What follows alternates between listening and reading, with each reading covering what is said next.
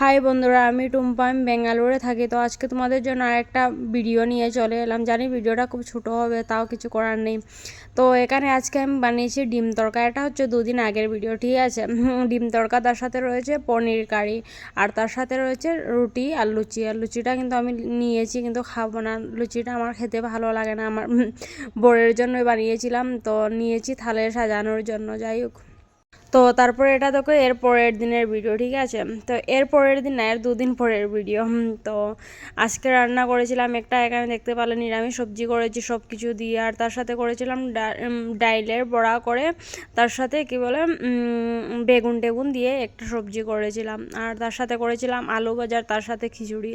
আজকে হচ্ছে গিয়ে শ্রাবণের 2য় সোমবার, ঠিক আছে। তোমরা বলবে 3য় সোমবার চলে গেল আর তুমি 2য় সোমবারের ভিডিও এখন দিচ্ছ।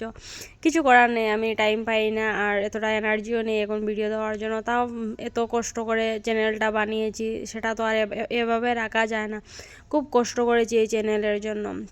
আজ 3-4টা বছর ধরে এই চ্যানেলের পিছনে খাটছি, এখন পর্যন্ত হেঁটে যাচ্ছি, কিন্তু কোনো রেজাল্ট পাচ্ছি না। তাও দেখি কোথা থেকে কোথায় গিয়ে দাঁড়ায়। কখনো কখনো এনার্জিটা প্রচণ্ড লো হয়ে যায়, তো তার জন্য আর ভিডিও দিই না। 2-3 দিন গায়েব হয়ে যায়।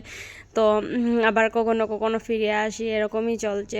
তো 2য় সোমবারের ভিডিওটা আমি করে রেখেছিলাম, তোমাদের সাথে শেয়ার করা হয়নি, আর ভয়েস ওভারটা দেওয়া হয়নি, তো তার জন্য আর শেয়ার করা হয়নি। তো এদিকে আমি ডিউটি থেকে এইমাত্র আসলাম, এইমাত্র না কিছুক্ষণ আগে এসেছি। এসে এদিকে খিচুড়ি রান্না করে নিয়েছি, তার সাথে দেখলে কি কি সবজি রান্না করেছি। আর তার সাথে এদিকে লাস্টে ভাবলাম না একটু আলু ভাজা করে নিই, ভেবেছিলাম পাঁপড় ভাজবো, কিন্তু পাঁপড় যদি এখন ভেজে রেখে যায় তাহলে সেটা একটু নেতিয়ে যাবে। যাই হোক, আমার মনে হলো তো, আর আমার আলু ভাজাটা খাওয়ার ইচ্ছে হচ্ছিলো খিচুড়ির সাথে, তো তার জন্যই বানানো আর কি। তো যাই হোক, পুজো দিতে যাব। পুরো দিন থেকে উপোস রয়েছে আমার বড়, দেখো খাওয়া দাওয়া না করে এভাবে শুয়ে রয়েছে।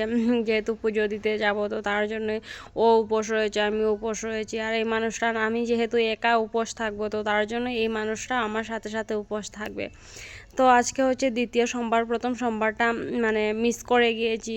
মেয়েদের যে প্রবলেম থাকে সেই প্রবলেমের জন্য মানে প্রথম সোমবারে পুজোটা দিতে পারিনি। তো 2য় সোমবারটা পুজো করছি।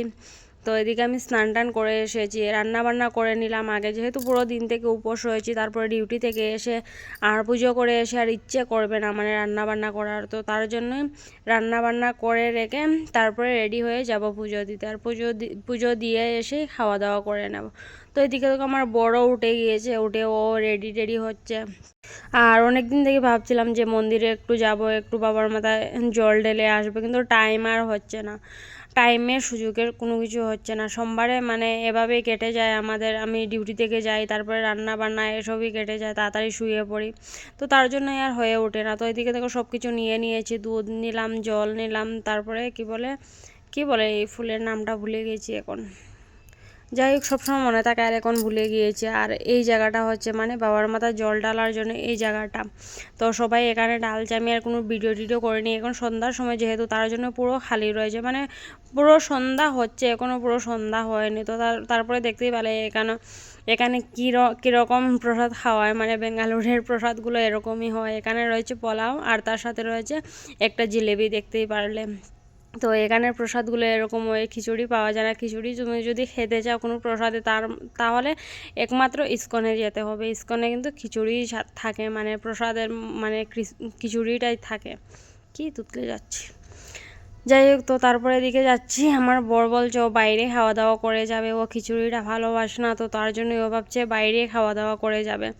তো ও বাইরে খাওয়া দাওয়া করবে, তারপরে আমাকে বলছে তুমি একটা কিছু খেয়ে নাও। আর আমি বললাম যে আমি ঘরে এত সুন্দর করে খিচুড়িটা বানিয়ে রেখে এসেছি, যদি এখন বাইরে থেকে খেয়ে যাই তাহলে ঘরে গিয়ে খিচুড়িটা ভালোভাবে খেতে পারবো না। তো সেটাই হচ্ছে কথা। তো তাও আমার বর খাচ্ছে, ও বলছে আমি খাচ্ছি, তুমি কিছু একটা খেয়ে নাও। তো তারপরে নিয়েছিলাম ঘি রাইস, হাফ নিয়েছিলাম। হাফ নিয়েও মানে আমি আমার বরকে বলছিলাম তুমি একটু খেয়ে নাও না, নাহলে আমি ঘরে গিয়ে খিচুড়িটা খেতে পারবো না, তো এরকম বলছিলাম।